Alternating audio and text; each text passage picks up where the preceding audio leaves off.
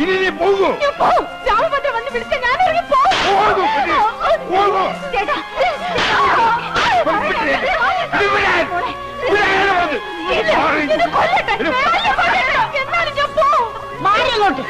അവളെ മര്യാദ പിടിക്കാൻ പറ്റുമെന്ന് ഞാനൊന്ന് നോക്കട്ടെ. ഇങ്ങോട്ട് മാറല്ലേ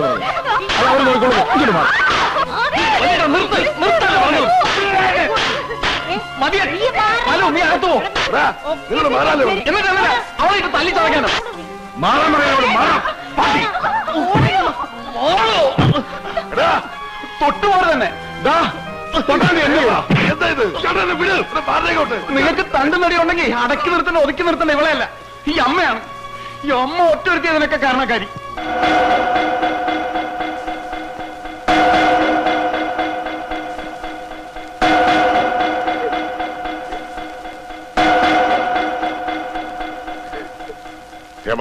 നീ അകത്തേക്കല്ലേ ഓമനെ, നീ ഇവനെ വിളിച്ചോണ്ട് പോ.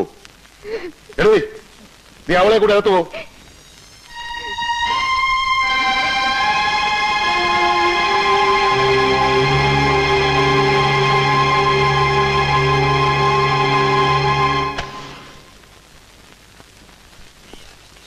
വീരൻ നിങ്ങളെ തടഞ്ഞതിൽ ഒരു തെറ്റുമില്ല. ഇനിയിപ്പോ അവളെ തല്ലിച്ചതച്ചിട്ടോ പേടിപ്പിച്ചിട്ടോ എന്താ പ്രയോജനം?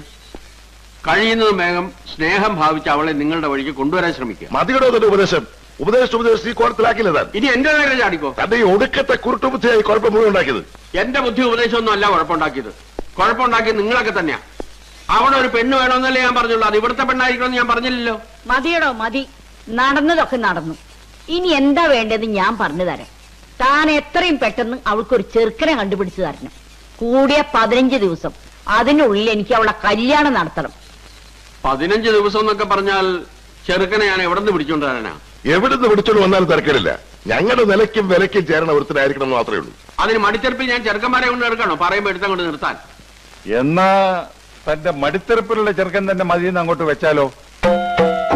തന്റെ മോനില്ലേ ആ ബാലകൃഷ്ണൻ ഡോക്ടർ, അയാളായാലും എന്താ കുഴപ്പം? അതെ, എന്താ കുഴപ്പം? എനിക്ക് കുഴപ്പമൊന്നുമില്ല. ഞങ്ങൾക്കും കുഴപ്പമൊന്നുമില്ല. പിന്നെന്താ? ആ ചെറുക്കൻ എന്തും ചെയ്യുമെന്ന് പറഞ്ഞല്ലേ പോയിരിക്കണത്. അവൻ എന്നെയോ മോനെയോ ഒന്നും ചെയ്യില്ല. നിങ്ങളെന്നല്ല, അവൻ ഇനി ആരെയും ഒന്നും ചെയ്യില്ല. അതിന് വേണ്ടത് എന്താണെന്ന് എനിക്കറിയാം.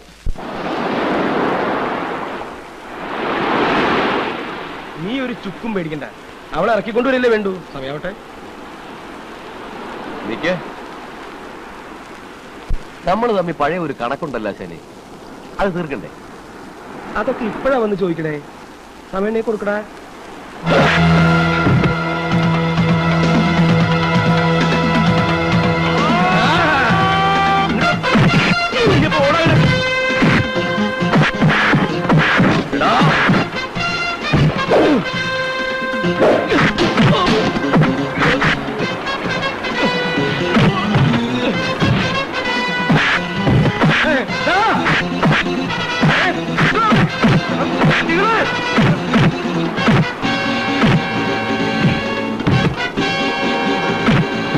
ബാലരാമേട്ടാ, നിങ്ങളുടെ അനിയന്മാരെ കടപ്പുറത്തിട്ട് പട്ടിയെ തല്ലണോന്ന് തള്ളു.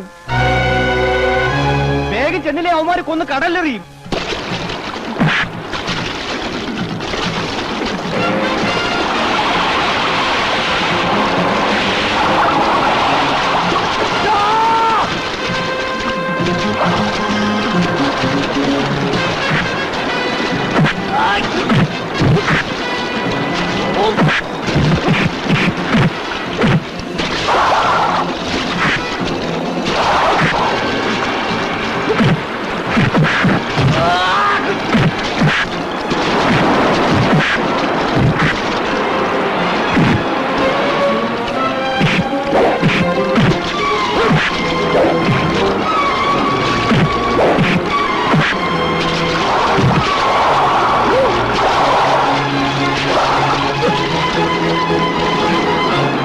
എന്ത് വിചാരിച്ചടാ 500 മക്കളെ കൈവച്ചത്?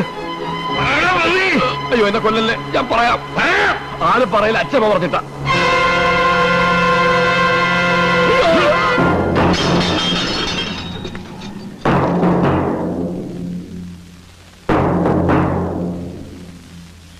എന്റെ അനുജന്മാരെ തല്ലിക്കുമല്ലേ? ഞങ്ങൾ ചേട്ടാനിമാർ പലതും ഉണ്ടാവും, അത് കണ്ടിട്ടായിരിക്കും. ഇനി എന്റെ അനുജന്മാരുടെ ദേഹത്തെങ്ങാനും ഒരു തരി മണ്ണ് നുള്ളിട്ടാണുണ്ടല്ലോ തള്ളേ, ഈ നിൽക്കുന്നവന്മാരുടെ കാര്യത്തിന് മുകളിൽ തലയുണ്ടാവില്ല. അതിന് ഞങ്ങൾക്ക് റൗഡികളുടെ ആവശ്യമൊന്നുമില്ല, നേരിട്ട് വന്ന് ചെയ്യും. ബാലരാമനാ പറയുന്നേ. സംശയമുള്ള പട്ടികളെ.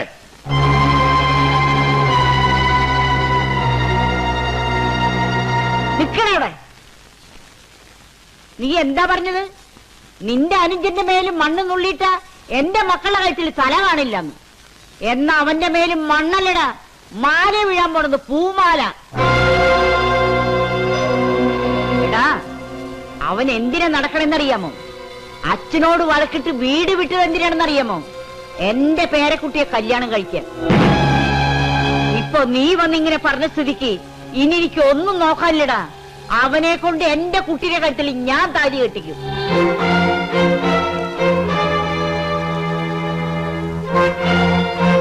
സ്വന്തം മകന് 500 നടത്തി കൊടുക്കാത്ത കല്യാണം ഈ അച്ഛൻ വന്നൊന്ന് നടത്തി കൊടുക്കടാ.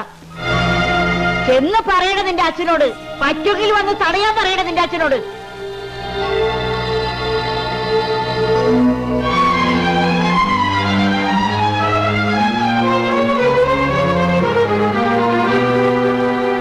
അമ്മേ, അമ്മ എന്ത് ഭ്രാന്തായി പറഞ്ഞത്?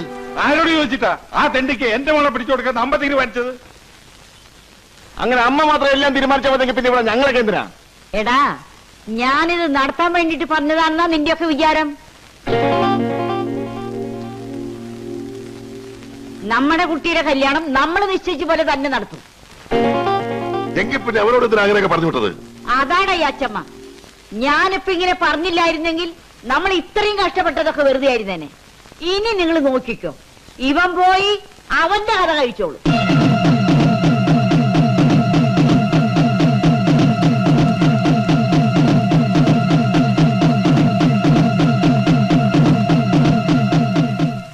അവനെ ജീവനോടെ കൊണ്ടുവരണോ കൊന്നു കൊണ്ടുവരണോ? അച്ഛൻ പറ, ഞാൻ അതുപോലെ ചെയ്തിരിക്കും.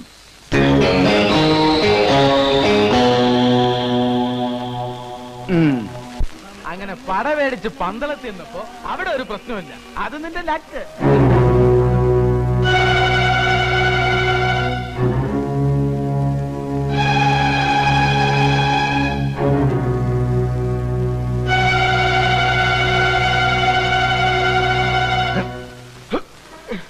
എന്താ കേറാ വണ്ടിയെ?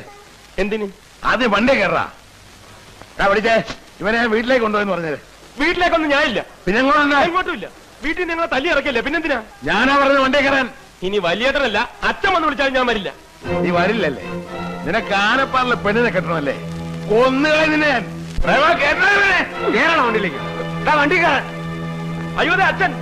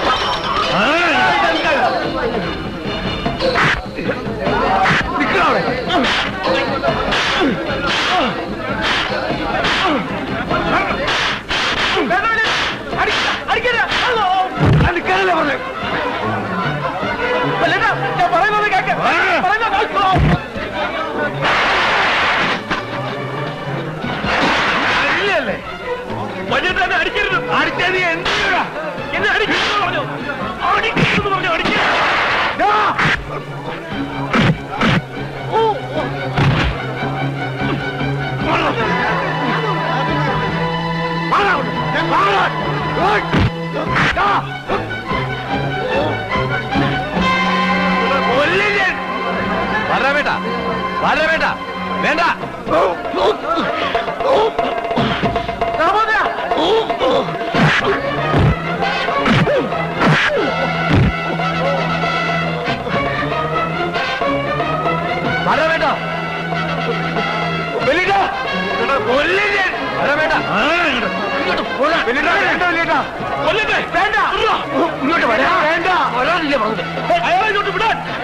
എന്താ പറഞ്ഞ വേണ്ടത്? അനിയനല്ലേ? എനിക്കിങ്ങനെ ഒരു അനിയനില്ല. 500 കുടുംബത്തിൽ ഇങ്ങനെ ഒരുത്തരില്ല. അയാളെ ഇങ്ങോട്ട് വിടാൻ. എന്നെ കൊല്ലട്ടെ. വേണ്ട, അവരെ വിട്ടേക്ക്. വലിയ 500 ആനാണ് പോലും. 500 ആൻ. ഇപ്പൊ എവിടെ പോയി 500 ആന്റെ അഭിമാനം?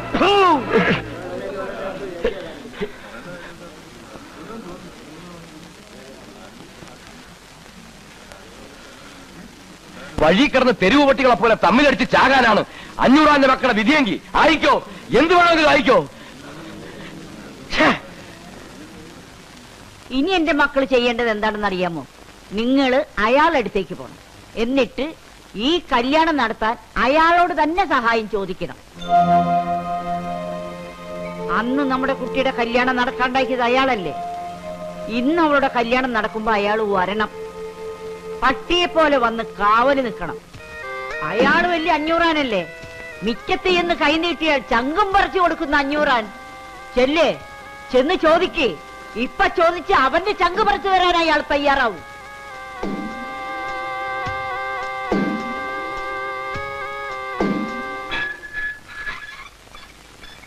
നിക്കണവിടെ.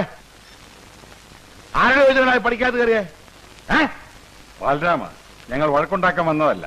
പിന്നെ സംബന്ധം ആലോചിക്കാൻ വന്നായിരിക്കും. എറണാകുളത്ത് സഹായം ചോദിച്ചു വരുന്നവരെ 500 ആട്ടി പുറത്താക്കൂലെന്നാ കേട്ടിട്ടുള്ളത്.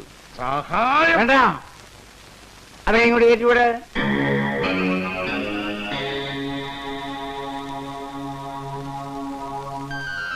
മുതലാളി, ഞങ്ങളോട് ക്ഷമിക്കണം.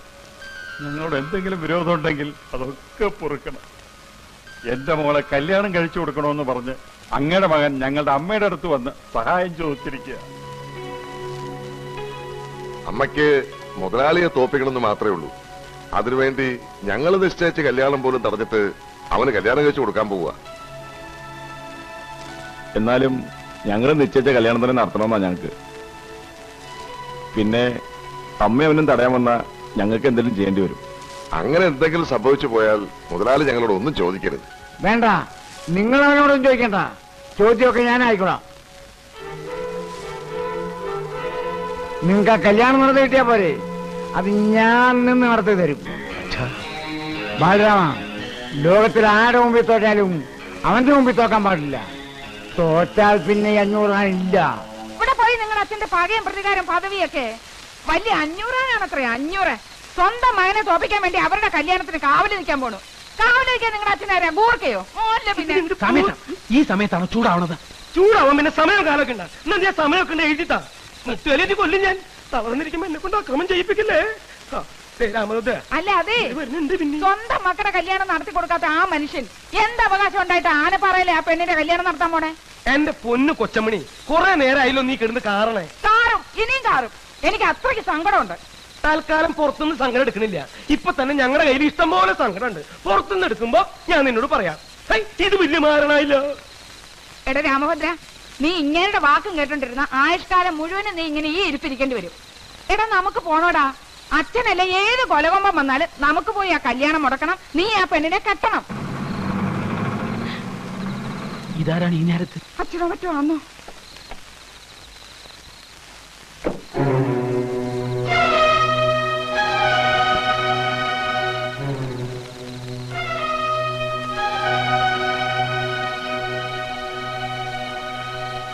നിന്റെ അച്ഛനും എന്റെ മക്കളും കൂടി ഇപ്പോ ഒന്നായിരിക്കുകയാണ്. ഇനി അവരെ തോൽപ്പിക്കണമെന്നും നിന്റെ അച്ഛനെ തോൽപ്പിക്കണമെന്നും എനിക്കില്ല. എനിക്കെന്റെ കുട്ടിയുടെ ജീവിതമാണ് വലുത്. അവൾക്ക് വേണ്ടി നിന്റെ കാല് ഞാൻ പിടിക്കുകയാണ്. നീ അവളുടെ കഴുത്തിൽ താലി കെട്ടാൻ വരും എന്നുള്ള ഉറപ്പിലാണ് ഞാൻ അവളെ ആ കല്യാണ പന്തലിലേക്ക് അയക്കണത്. നീ അവളെ ചതിക്കരുത്.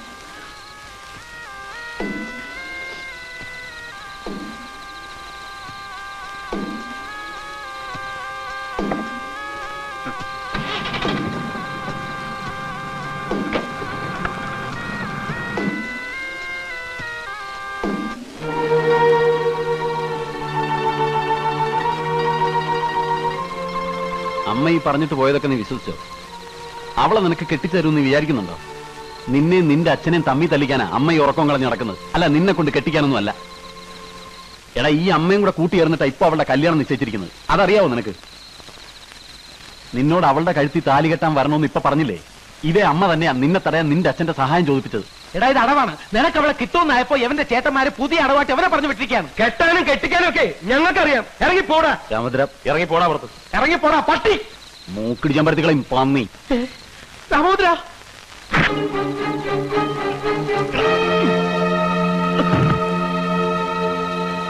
എടാ നിന്നോട് എനിക്ക് സ്നേഹം ഉണ്ടായിട്ടോ നിനക്ക് എന്തെങ്കിലും പറ്റിയ വിഷമം ഉണ്ടായിട്ടൊന്നും അല്ല ഞാനിവിടെ വന്ന് ഇതൊക്കെ പറഞ്ഞത്. നിന്നെ കുറിച്ച് ഓർത്ത് വിഷമിക്കുന്ന ഒരു പെണ്ണെന്റെ വീട്ടിലുണ്ട്. അവള് പറഞ്ഞിട്ടാ നിങ്ങൾ അച്ഛനും മക്കളും വെട്ടിച്ചാരുമെന്ന് പറയാം. പിന്നെ അവള് ജീവിച്ചിരിക്കില്ലാന്ന് പറയാം.